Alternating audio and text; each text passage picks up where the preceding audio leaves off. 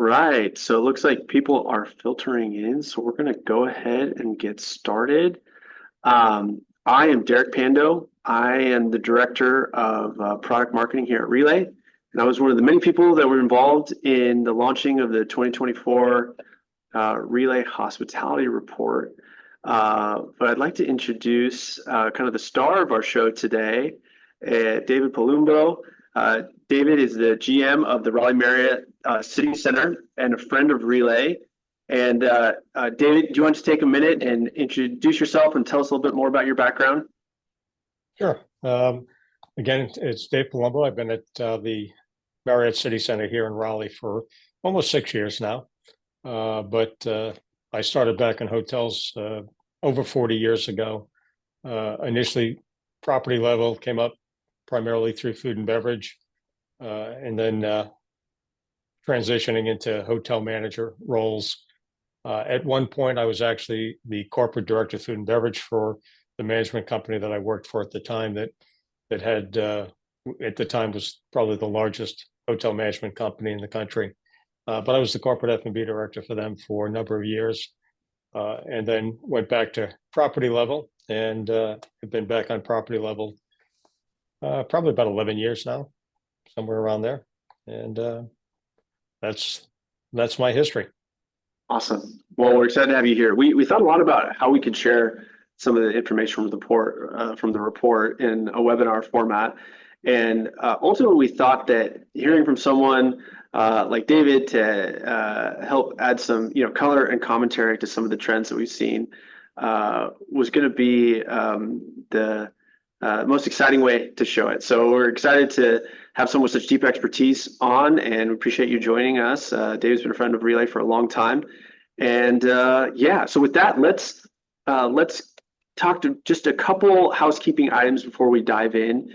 So first off, if you have any questions, there's a little Q&A button at the bottom of the webinar that you can feel free to submit questions, and we will answer them at the very end. Also, we always get asked, where's the recording? The recording will get sent to you, but also we will be posting it to our YouTube channel in a few days. And so if you want to go because you want to rewatch some part or see a stat or you needed to leave early or whatever, it will be available. The other thing I'd say or wanted to make sure to mention is that many of you are probably here because you saw the Relay hospitality report, the PDF version. That if you have, that's great. We're glad you're here. I think you're going to enjoy the content today. But if you haven't, we encourage you to download that at the end of the webinar. A member of our team will post in the chat the link for you to download that and have access to all the stats and data and insights that we're hoping to share today and beyond. So just a quick agenda of what you're going to see today. Briefly, we're going to talk about why we did this report and where the data came from. Focus on a few key major hospitality trends that really popped in our research. Talk a little bit about the hiring challenges that hospitality professionals are facing and some of the language barriers that we're seeing. Then we're going to talk a little bit about what best-in-class communication and hospitality looks like. We're going to hear a little bit about the impact of Relay in hospitality, and then we'll have Q&A. So to kick it off, where did this come from? So we have 3,000 customers in hospitality, which means we get a really kind of unique vantage point of interacting with so much of the industry across the U.S.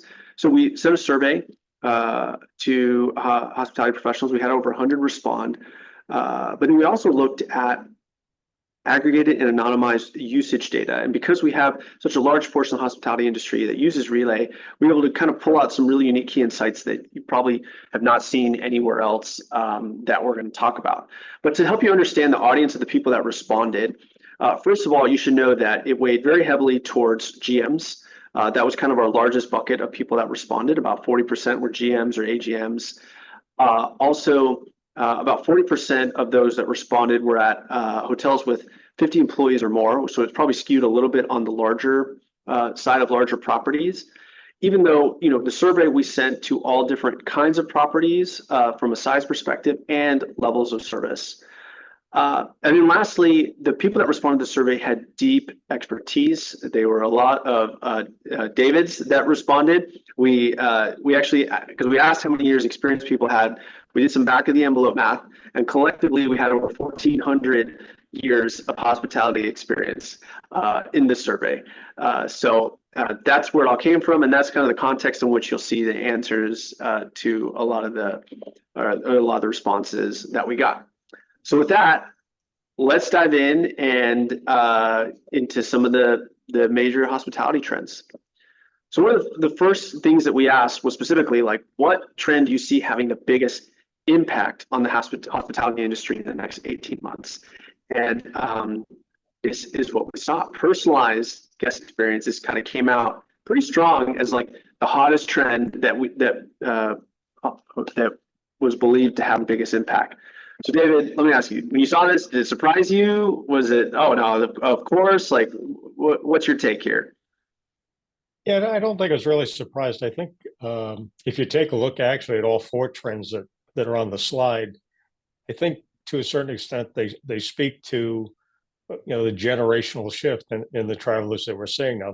That the business traveler, as an example, is a younger business traveler than certainly pre-COVID. And going back from there. So no, I don't think I was surprised. I think one thing when you take a look at personalized experiences, I think if you did a similar survey 10 years ago, I think personalized experience would have shown up then as well, because I think there's always been a certain expectation that we know our guests. And I think if you take a look at something like Ritz-Carlton, who hopefully a lot of the folks on the call are familiar. I'm sure they're all familiar with, but if you think back to how Ritz-Carlton really made a name for themselves, was they really mined the guest history. They really got to know the guest, and whether it was their birthday or their preferences, and that's really I think how they exploded onto the scene, is that they were so good at knowing that guest and personalizing that experience. So I don't think personalized experience, again, I don't think it's new, and I think it's always going to be front of mind for most of our travelers. And as far as the other three, again, I go back to the younger guest. We have to realize that especially again, I'll speak to the business traveler.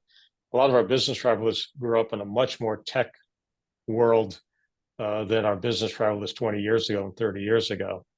So I think that's why you start seeing AI and contactless technology become more and more prevalent in their responses. Oh, that makes sense. Yeah, I think it's totally interesting take, the generational shift. I think especially, you read all these headlines about AI like taking over the world, but really for hospitality, it's like the tried and true, goal and challenge of a personalized guest experience is still like what we believe has the biggest impact. So no, that's very insightful. Thank you. Another, question that we had asked in our survey was really around which technologies were high up on the wish list and high up on the investment list. And we saw two different kinds of, categories that like rose to the top. One being payment and check-in systems, and the other being communication devices. Like, David, why do you think those two kind of rose to the top? And then also, how have you seen those two categories change, which I imagine might be a little bit related to some of the things you said in the last question? Yeah, I think first off, as far as payment or check-in systems, I think they became so much more important as we worked through COVID, because again, they wanted contactless check-in payment process. It was a safety issue, certainly concern through COVID.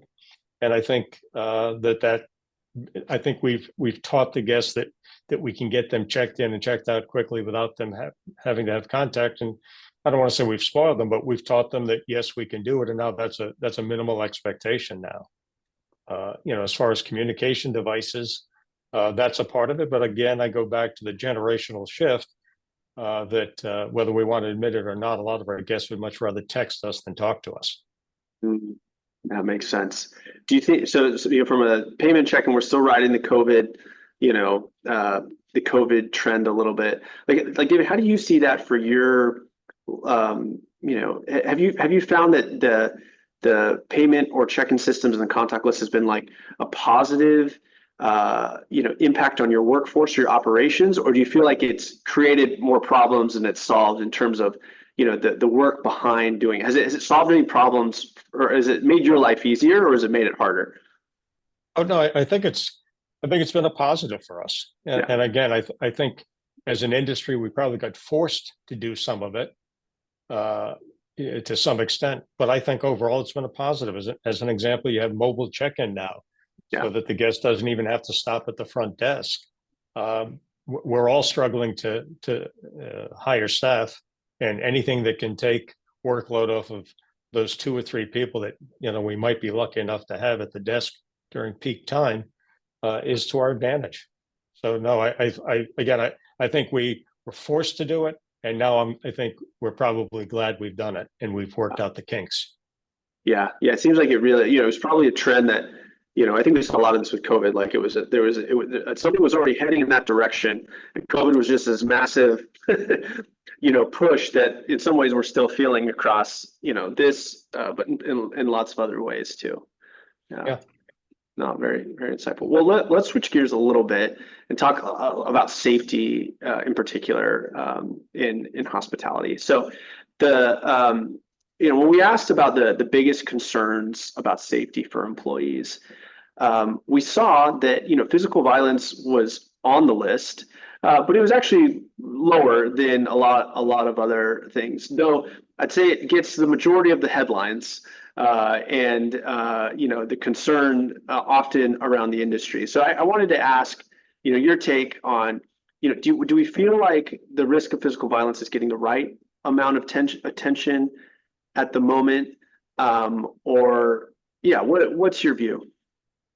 Well, I guess speaking to physical violence, I think if you were to ask the question of the brands, be it Marriott, Hilton, Hyatt, whoever that may be, I think the brands certainly put the focus on it that should be there, and they're going to continually push out training that properties should be doing to be prepared. I think if you go down to the next level, which is your third-party management companies, I think they also are continually pushing the training out to the properties because they know that it's a real concern out there. But I think when you get down to the properties themselves, I do think that unfortunately you see that physical violence becomes low on the scale, and I think that is I guess it's this, well, it's never going to happen to me attitude or Yeah. mindset. I think, unfortunately, and I don't want to be morbid, but I think we've all seen, unfortunately, the newscast when there's been some sort of violent event, and I don't know that we've ever seen that. Whether it's again, I hate to say whether it's an incident at a school or at a church or at a grocery store.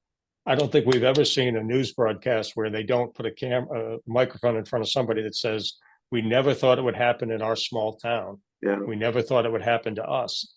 And unfortunately, it did happen to them. And I think that's probably why you see physical violence honestly slow down so far down the list as far as concerns, is because I think that there is a false sense of security that it's never going to happen to me. And we can't train that way. We need to make sure we're not training as if we're just checking it off the list that, well, we did the annual training, because that's unfortunately is going to result in a lower sense of preparedness. Yeah, no, that totally makes sense. I think that it could never happen to me is maybe just like a human tendency and fallacy. But with things like severe weather, we look outside and we see it, and we see it coming, and we see dark clouds in a way that we don't see, the potential for some of the other threats like physical violence. Yeah. When I reviewed the results, seeing that slip and falls was the top concern. We live in a world too where we're thinking about a lot of different issues as a company.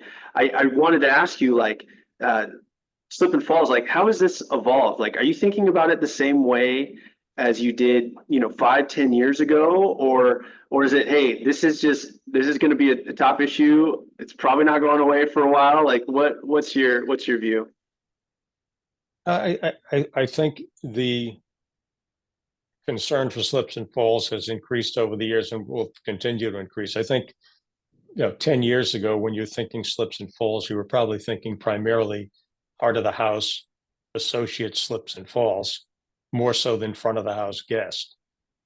Whereas now it's probably more so the guest. And whether we want to admit it or not, one of the reasons is that we've become much more of a litigious society. And unfortunately, some people can look at that as I hate to say it, we'll leave it at that. We've become a litigious society. And I think that also, when you're looking at slips and falls, there's two primary factors I think that we have to look at. A slip is a slip or fall as a result of a spill. Did we spill something? Did we spill water? Did we drop ice that created a slipping hazard? Or is there a tripping hazard? And I think that, so those are two different things that we have to react to. If it's a slip because of a spill, are we reacting fast enough? Are we putting up the caution sign quick enough? Are we getting the mop? Are we getting whatever it is? Are we correcting it fast enough? If it's a tripping hazard, we all have to be aware of our properties, both front of the house and heart of the house. And sometimes I think there's a tendency when it's a tripping hazard for associates to walk by it and think, well, I can't be the only one that saw it, so I'm sure somebody else is taking care of it. And again, that goes back to that false sense of security. I think we need to constantly train everybody that, even if you think that 3 other people probably saw it and 2 other people may have reported it, go ahead and report it anyway. Because, it may get overlooked, and, we have to respond quickly to those hazards as well. That makes sense. Yeah, that's really interesting. I guess I hadn't thought about that. Depending on the team's response, it could greatly increase the risk.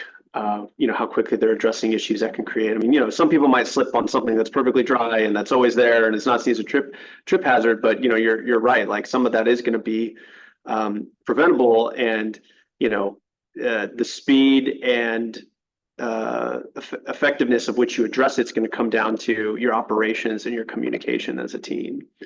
And I think, and one other thing I'd probably add is that for associate injuries, slips and falls are always going to be a real concern.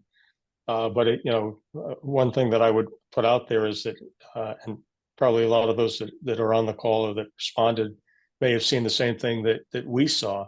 And that was when you first were coming out of COVID, one thing that you saw increase was cuts, specifically in the kitchen by culinarians. And part of that, I think, is because pre-COVID, when you interviewed a cook, maybe your executive chef gave them a knife skills test as an example to make sure that they were comfortable with knives and that they had experience with knives. The workforce has changed, so the labor pool has changed, and we found coming out of COVID that now you are teaching somebody basic knife skills that you would have hired somebody with those skills prior to. So you did see an increase initially of simple cuts because of that young, inexperienced associate cook not having the experience that maybe you required pre-COVID. That's so interesting that the shifting labor market has actually impacted this, and the training has to catch up. We can't take for granted anymore what somebody might know coming through the door that will keep them safe. We either got to make sure that they do or train. That's awesome. And actually that is a really good segue into our next question, David, because when we asked what are the investment priorities when it comes to addressing safety, I think there were the 2 things that stood out. One, that hotel leadership and operators really didn't see much difference in the things that you needed to invest in to increase the safety of guests or employees. All those things seem to all the different kinds of investments seem to kind of help both categories, generally speaking, of employees and guests. Then the other thing that stood out, and you'd mentioned this several times already in talking about some of the other safety issues we discussed, was the importance of employee training and employee response training. So, you've already alluded to some changes that you've seen in the industry when it comes to the training with hiring, but tell me more, like what other shifts have you seen specifically around training and training people to be safe and to keep their guests safe? I think one thing would be an increased training of awareness for things such as human trafficking, as an example.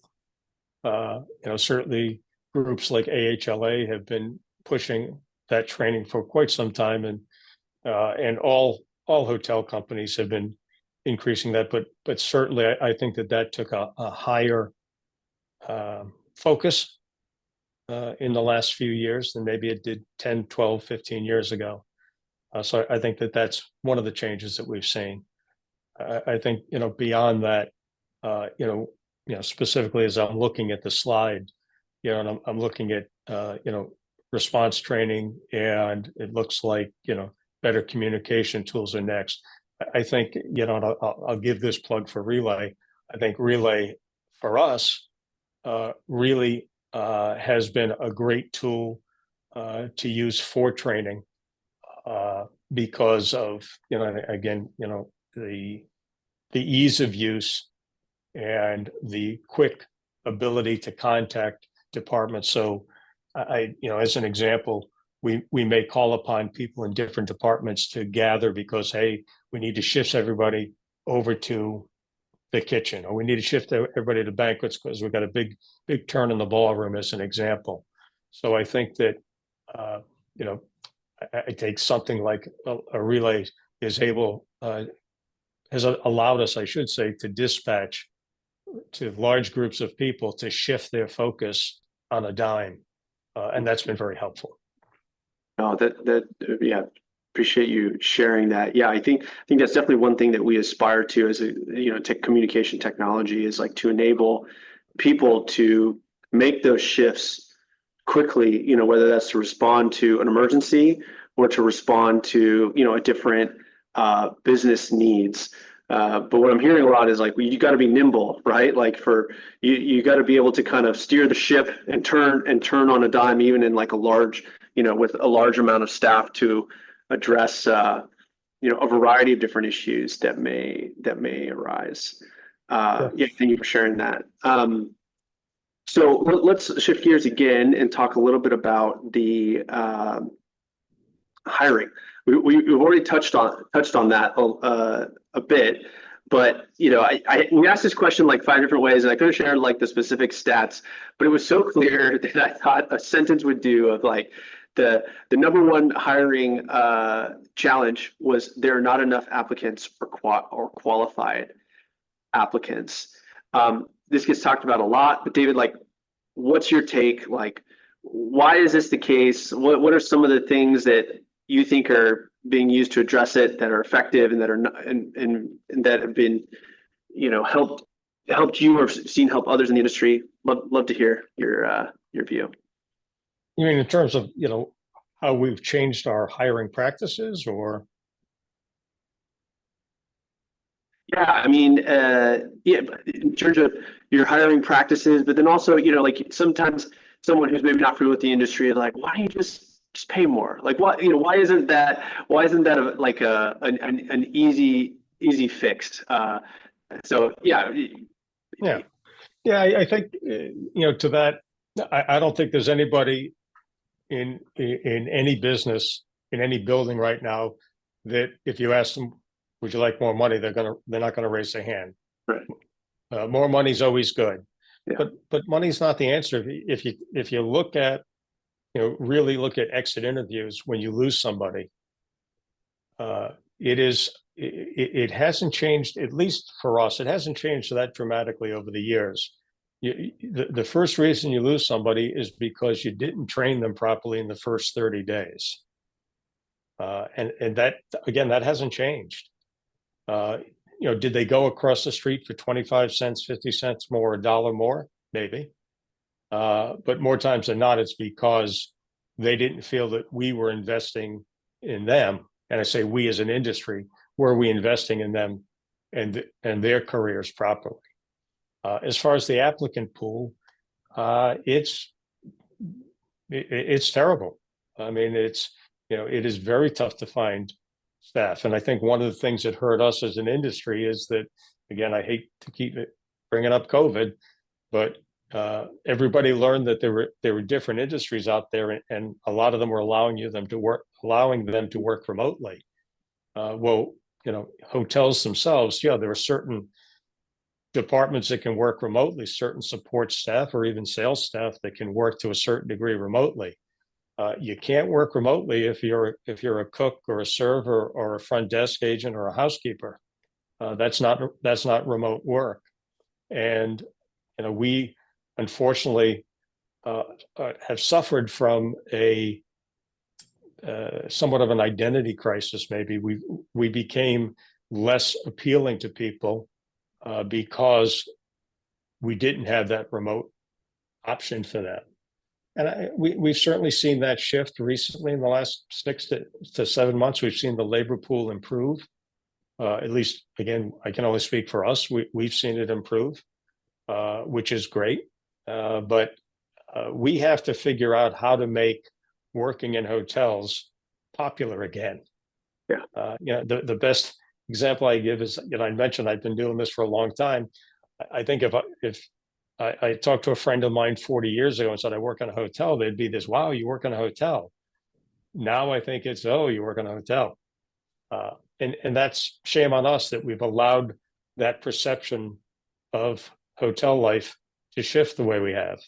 I still, and I don't say this because, my boss might be on this call. Hopefully she's not, but I do it because I like doing it, and I really do. And I like working, making sure that a wedding goes really well and the bridegroom had a great time. But we have to make sure that that's out there also as part of our recruiting process, that it's not just, the recruitment is not just telling people, here's what your pay is and here's what your schedule is going to be, but what's the real benefit of working in a hotel? And we also need to make sure that that we're advertising our positions that way, that we're speaking to what are you going to do when you're here, not just what's the rate of pay and can I have weekends off? Yeah, that's really interesting. I've recently been reading Unreasonable Hospitality, which many in the industry, it seems like, are reading right now. And he he makes the case. He kind of talks about the joy in service, and the joy in hospitality that's kind of been buried and doesn't get talked about enough. But it's like this, that is kind of what needs to kind of come up to the front, and people need to realize it's like you just said, David. That's what made me think of it when you're like, no, it's like, I don't work in a hotel. I help make a beautiful event like a wedding and create a magical moment for people, and I'm a part of that. I can do something incredible that has a tangible impact on people's lives in ways that you may not feel the same way if you're at a desk behind a computer the same way. So no, I appreciate you sharing that insight. I totally agree that I think as an industry, we got to find more ways to bring that to the forefront. Yeah, and I think one of the things, it's probably about a year ago, I was asked to speak in front of some college students who were somewhat on the fence about which industry were they going in hospitality, were they going business, what were they going to do? And the comment I made to them was that obviously you have a lot of options, especially you're coming out of college, regardless of what your degree is, and you got a lot of options. And I gave them the example that if you want to work with in retail, or retail is probably not the best example, but depending upon what you want to work in, you may be limited. Manufacturing is an example where you may be limited that, okay, well, manufacturing for that particular commodity, here's where their factories are located, or here's where here's where the jobs are located. But I said, if you want to work in hotels, and but you want to live, I don't care where you want to live. You want to live in, California, you want to live in Aspen, Colorado, you want to live in Raleigh, North Carolina. If you work on a hotel, I can promise you there are hotel jobs wherever it is you think you want to live. And that somewhat speaks to the remote ability, or the desire for remote work. It may not be remote work necessarily, but you can live in the city or the state or the town that you want to, and most likely there's a hotel job there for you. Yeah, no, that's definitely a perk that is unique to this industry. Yeah. Awesome. Well, so we're almost wrapping up, but just to do a reminder, if you have a question, put in Q&A. We've already had a couple good ones come through, and we'll address in just a minute. One stat that really stood out to us, David, is we asked about hiring and different challenges and understanding those environments. Was we saw that 74% of properties have staff that are non-native English speakers, and this is obviously in the U.S. And of course that a diversity of languages and backgrounds brings a lot to the table in terms of different perspectives and viewpoints and languages, but it can also be a challenge. And so I was curious of if you see, some of the language barriers and where you most often see them, and maybe some of the things that y'all try to do to address those when you have it among your team. Yeah, absolutely. Language barriers are an issue, and depending upon the type of hotel or your location, it can be both front of the house and heart of the house. For us, we're a downtown Raleigh hotel. It's primarily internal communication among associates, and the relay. We've used the relay translate feature for a few years now, and that's helped us. Again, here I'm a general manager of a 400-room hotel, so it's not a huge hotel, but it's 401 rooms, and I have no problem admitting that I can speak English, and that's about it. And shame on me that I've not in all these years learned another language, but I admit that I have not. Whereas the relay, I do use the relay to communicate periodically with a non-English speaking associate. We were concerned at first when we started doing it, is like, how's that associate going to react that we're using this little device to communicate? What we found to a certain extent was they actually appreciated that. They thought, wow, you've invested in a device so that I can come work here. That was surprising that was the reaction, but that was a reaction that we saw, and that was very positive. Whereas if you're in a gateway city, I'll use San Francisco as an example. I think that the guest contact ability to use the translate feature is even more important for those hotels, because and I don't know off the top of my head how many languages relay can translate. I know it's a lot more than we'll probably ever need, but if I was in a gateway city, if I was in a San Francisco, if I was in a New York, if I was in a Miami where I had a lot of international travelers, I can tell you that I would rely on the translate feature for guest interactions as much as I here in Raleigh rely on it for associate interactions.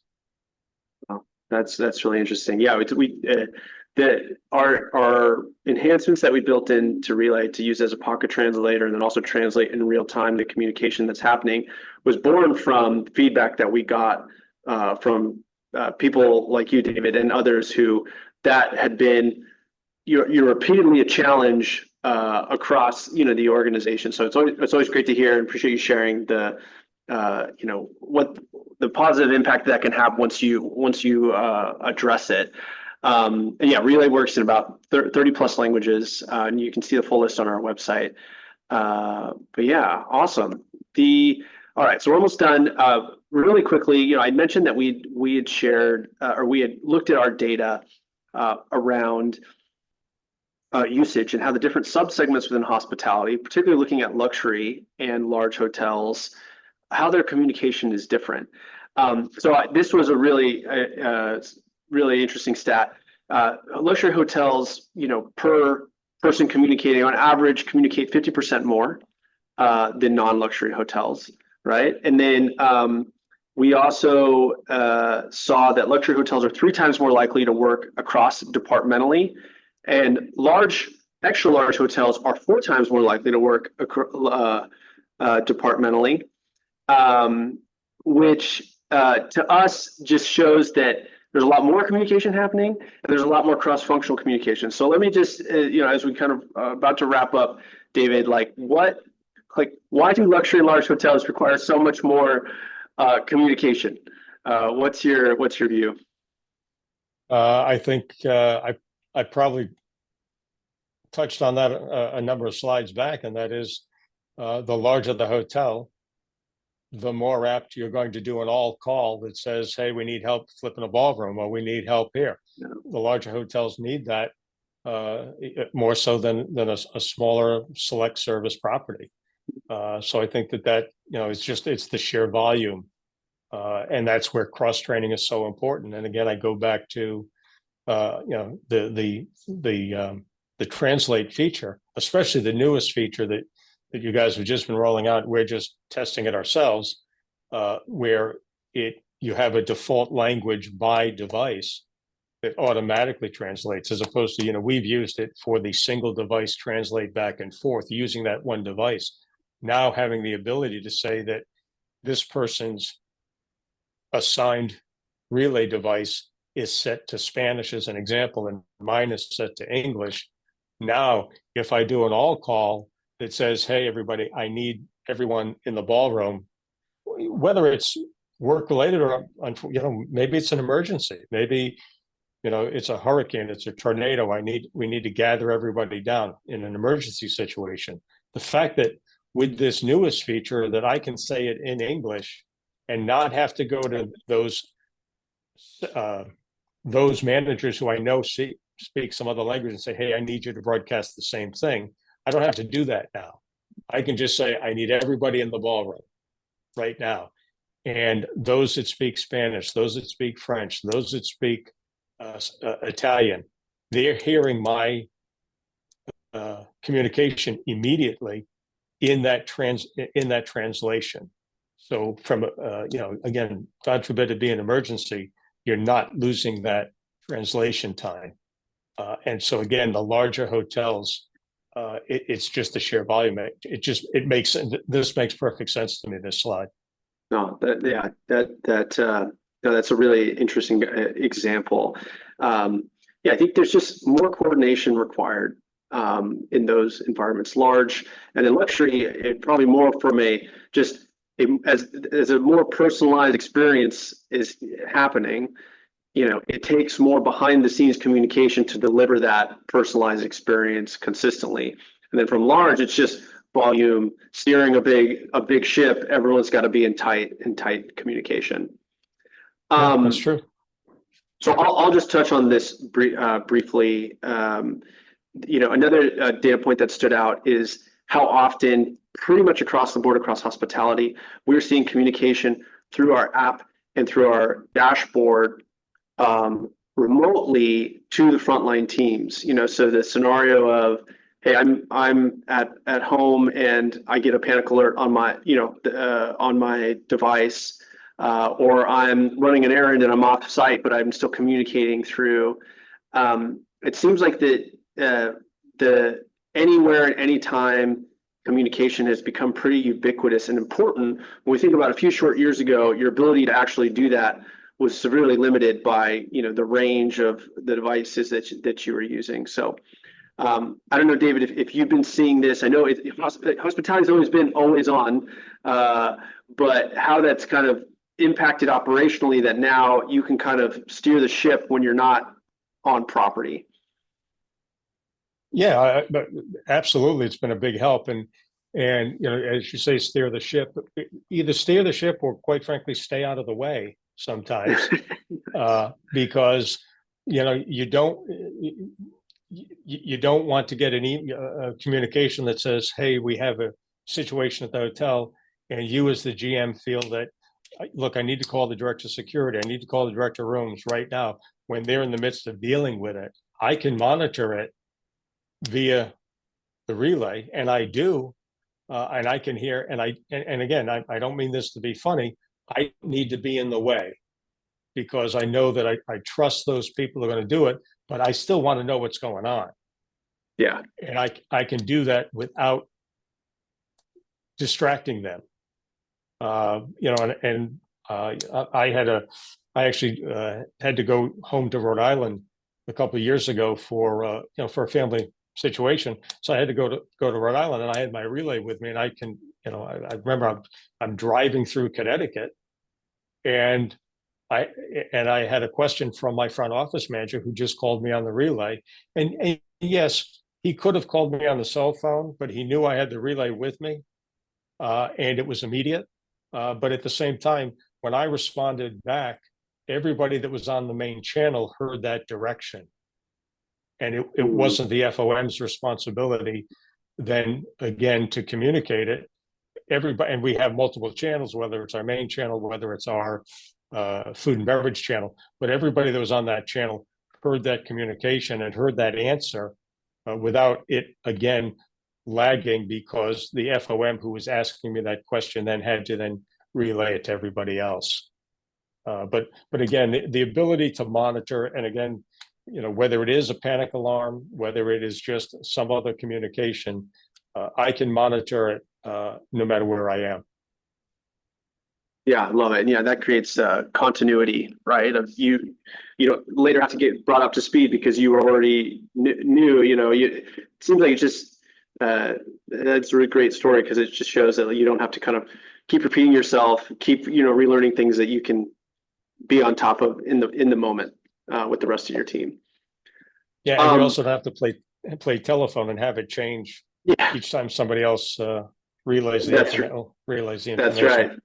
That's right. Yeah, the telephone game, that is definitely a challenge.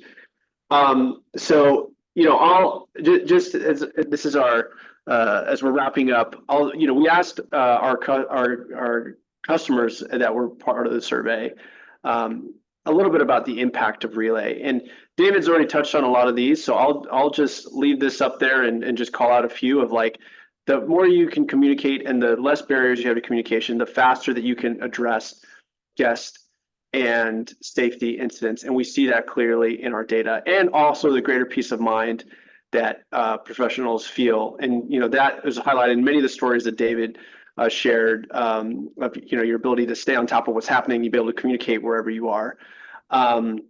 So there's more about that in the report if you want a deeper dive. So with that, let's go to Q&A. I'm going to pull up a few of the questions.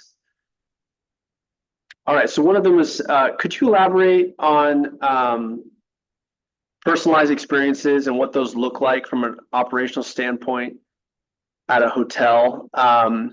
Hold on, this was a longer question. Yeah, and then the balance between hyper-personalization and also scaling. I don't know, David, if you could share some of your thoughts. Maybe something as far as personalized experience. Again, it's going to depend upon the type of hotel that you're operating. For us, it's mainly going to be, and are we paying attention to their profile? Do they have to have featherless pillows? Do they have to what's important to them? If you're a more of a resort, And again, not that we don't do this too, but if you're more of a resort, I'm going to look at somebody's past stay with us, if they stayed with us before, and I'm going to look at their food and beverage purchases. And if I see that, boy, this person went to the bar every night and they ordered a glass of red wine, as an example, I know that if I want to get out in front and put an amenity in that person's room, most likely I'm going to gear that amenity around their past practices, their past buys, because they've already told me what they like. So why would I want to put something in their room that they're just not going to appreciate? So that, that's, I don't know if that answers the question, but I think that's how I look at some of those personalized experiences, is just knowing the guests, knowing their birthday, knowing what their likes and dislikes are, and trying to meet that as best we can. Oh, that's great. No, thank you. Thank you for sharing. Let's do one more question. Someone asked, David, like, you've been in the industry for a while. What is the biggest challenge you're facing this year? And what are you doing to try to stay ahead? Again, we have confirmed that my boss is not on this call, right? I know your boss's name, but I assume not. No. I don't. All right, we'll go with that. No. As far as the biggest challenge, the biggest challenge is we're always going to be looking for staff. We look at different avenues for hiring staff, for training staff. My responsibility is, again, I obviously I'm not in all places at all times. I hire managers to manage their departments. I trust them to manage departments, but I think that what we have to do is continually grow the applicant pool and capitalize on the applicant pool. One thing that I think that we have to continually, and we always have to do a better job of it, we have to stress the fact that if you have never worked in a hotel before and you want to come and apply for a job, we have to hire the personality, we have to train the skill, but we have to reinforce the fact that your ability to move up and advance a career is endless. And sometimes a lot of people hear that and they think, oh, well, those are just hollow words. I could give you names of people who I've worked with, who I know. I can think of a person, and if anybody from that company's on the call right now, they're going to know exactly what I'm talking about. I can think of a person right now who started as a bellman at one of our hotels and became the president of the company. Wow. We need to stress the fact that you shouldn't be intimidated when you come to a hotel. We use hotel lingo all the time, and we're guilty of saying, oh, well, that item's 86, and nobody knows what 86 means. So we're guilty of doing that, but we have to make it less intimidating and reinforce the fact that, if you come in and you give 100%, doesn't mean you're an expert at everything you do. That's our job, to teach you those skills, but your chance for advancement absolutely is limitless. And that's not just a cutesy phrase. That's the truth. Yeah, no, I love that. I love, we focus, on some of the really positive things about the industry that we got to bring forward to solve some of these hiring challenges and get more people through the door. And that's such a positive note, David. I think we should end on it. I just want to say a big thank you to David for joining and sharing his expertise. A member of our team is going to drop in the chat a link to the full report if you haven't already seen it, so that you can click it and download it, or just Google it and you'll find it. But we really appreciate you all joining us. And if you have any questions or concerns, feel free to reach out, and we will be sending the recording out.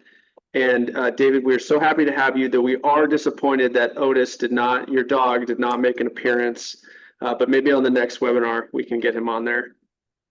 He would be happy to join as long as you have biscuits. I think we can arrange that. All right. Thank you so much, David. I hope you have a great rest of your day, and all those watching.